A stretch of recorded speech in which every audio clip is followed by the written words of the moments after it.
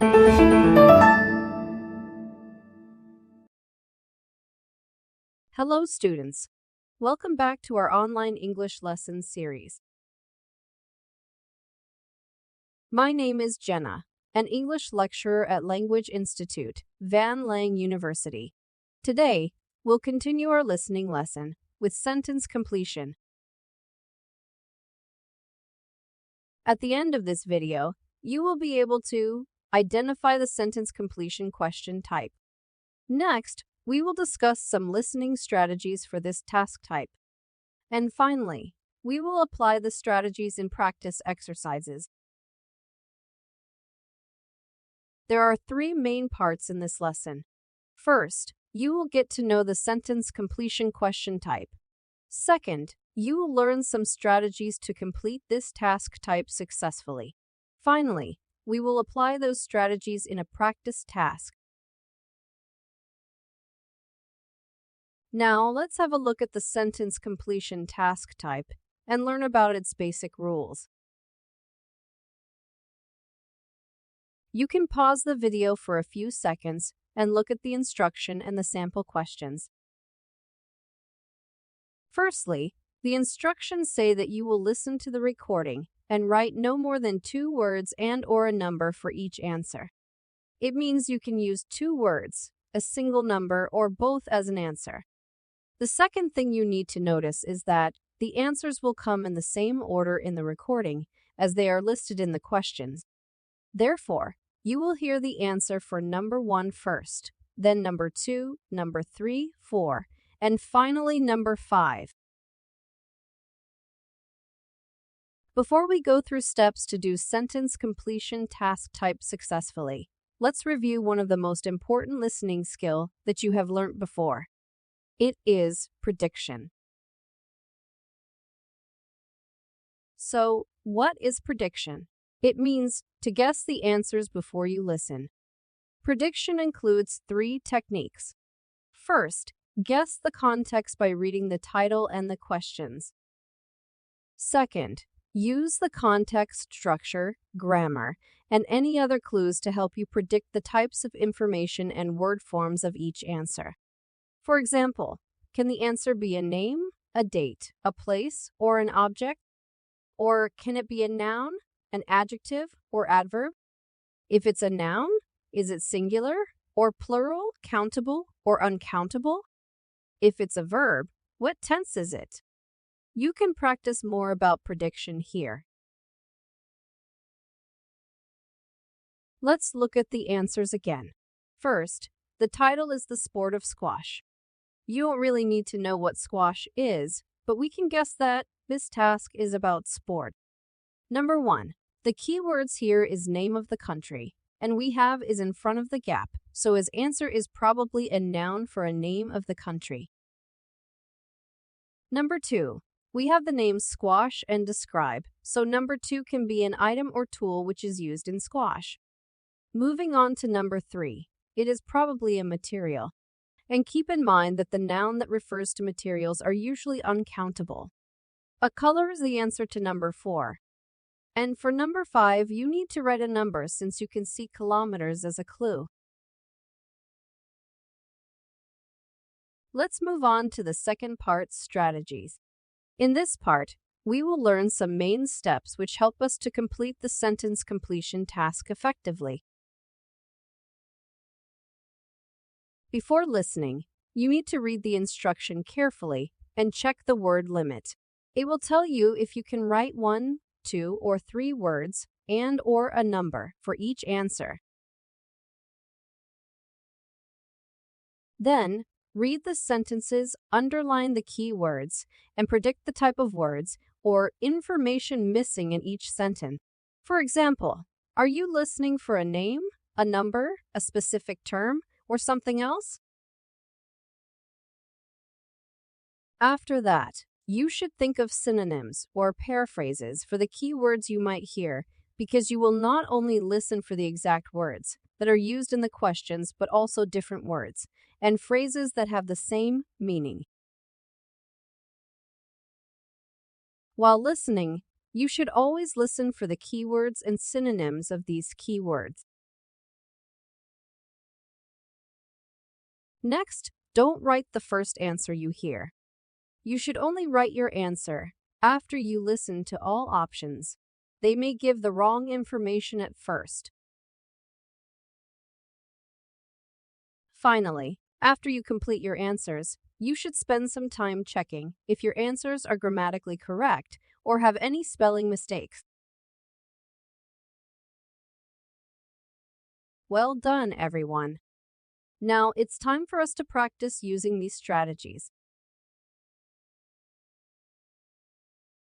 Let's apply the strategies to this practice task. Step 1. Look at the instruction and identify the requirement of the task. How many questions you need to complete? How many words or numbers you need for each answer? That's right. You need to complete 5 sentences from 1 to 5 by writing no more than 2 words or a number for each answer. In step 2, you need to read the sentences, underline the keywords, and predict the answers before you listen. Now let's do sentence 1 together. Firstly, read sentence 1 and underline the key words. Alright, the key words in sentence 1 are the school bus, leave at, and AM. From the underlined keywords, can you predict the type of information we need? Yes, it's a number that tells the time the school bus will leave. Moving on to step 3, we are going to identify the synonyms, or paraphrases of the keywords that we've underlined. First, the school bus can be understood as travel by bus. In the recording, you may hear other alternative verbs for leave, like depart, begin, start. For am, the speaker may say, in the morning, instead. While listening, you will apply step 4 and 5. In step 4, you need to listen for any keywords and synonyms. Now let's get ready to listen to sentence 1. Remember to take notes when you hear the key information. First of all, we'll begin our trip at 9:30 a.m. sharp, so please make sure your students arrive at school no later than 9:15 a.m. that day. We'll be traveling by bus, and the journey should take around 45 minutes, depending on traffic. As you can hear in the recording, number 1 starts with, we'll begin our trip at 9:30 a.m., so the word begin is similar to leave in this situation. In other words, the bus will leave at is understood as, we'll begin our trip at. Right after at is the possible answer 9:30 a.m., but school bus is not mentioned yet, so we need to apply step 5 here. Keep listening and thinking about the meaning to make sure your answer is correct. In the next idea, another time you can hear is 9:15 a.m. It's the time students arrive at school, so it does not match the underlined keywords. Then it comes to we'll be traveling by bus, which is similar to the school bus. The final idea, 45 minutes, is also a number, but it does not match the time AM we need. Now you can confirm the answer for sentence 1 is 9:30. Finally, in step 6, we need to check if the sentence is grammatically correct. Now, it's your turn. Complete questions 2 to 5. Listen to the audio and look at the questions on the screen. Then write your answers in your notebook so that you can complete the quiz later. Good afternoon, and thanks for coming to this meeting about our upcoming field trip. As you all know, we'll be visiting the local botanical gardens next month, and I wanted to give you some important information before the trip. First of all, we'll begin our trip at 9:30 a.m. sharp, so please make sure your students arrive at school no later than 9:15 a.m. that day. We'll be traveling by bus, and the journey should take around 45 minutes, depending on traffic. Once we arrive at the gardens, we'll be splitting into smaller groups of around 12 students, each with a supervisor, to explore the gardens. The gardens are quite large, and there are many different sections to see, so I suggest that each group picks a specific area to focus on during their visit. We'll be having a picnic lunch in the gardens, so please make sure your students bring a packed lunch with them. There are picnic tables available, but they can get busy, so you may want to bring a blanket to sit on. Also, please remind your students to bring a water bottle with them, as it can get quite hot in the gardens. After lunch, we'll be regrouping to visit the butterfly house, which is one of the most popular attractions in the gardens. A tour guide will show you around the butterfly house. During this guided tour, he will tell us about the different species of butterflies and their life cycle.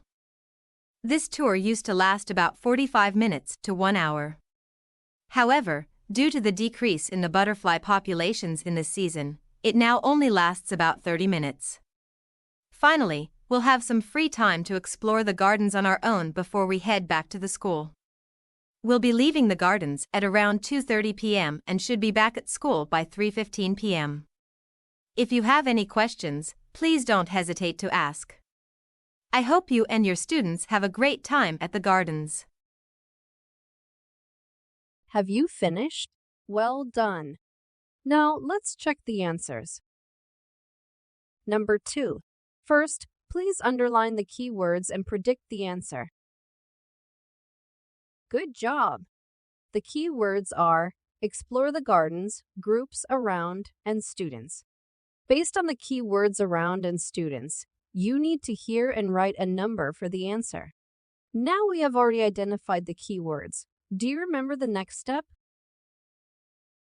That's right. Let's think of the synonyms of these keywords, because when listening to the recording, you may not hear the exact words as in the sentence. You can pause the video for a few seconds, then come back to check the synonyms. So the verb explore can be replaced with study, view, or see. The word around can be about instead. So what is your answer? The correct answer is 12. In the recording, the speaker says once we arrive at the gardens, we'll be splitting into smaller groups of around 12 students, each with a supervisor, to explore the gardens. This sentence is simple, and there is no distractor, so we can move on to sentence 3. Turning to sentence 3, can you underline the keywords, predict the answers, and think of the synonyms of the keywords? You can pause the video to complete the steps and come back to check your work. The keywords in sentence 3 are bring a packed lunch, A, picnic tables, and not available. Looking at the keywords, a packed lunch is a noun phrase connected with the article a, so you need to hear and write a noun. Now, let's find out the answer. In the recording, the speaker says, "We'll be having a picnic lunch in the gardens, so please make sure your students bring a packed lunch with them." That's the first keywords. A packed lunch. We already underlined. Now you need to keep listening, because the answer is coming. The speaker says, there are picnic tables available, but they can get busy. Busy here means not available. And the speaker says, so you may want to bring a blanket to sit on. Therefore, the answer you need to write is blanket. Let's continue with sentence 4. Please pause the video to underline the key words, predict the answer, and think of the synonyms of the key words. All right, the keywords are the guided tour and 30 minutes. From the phrase guided tour to the, we can guess that this is a tour to a place. Because it's a place, it should be a noun.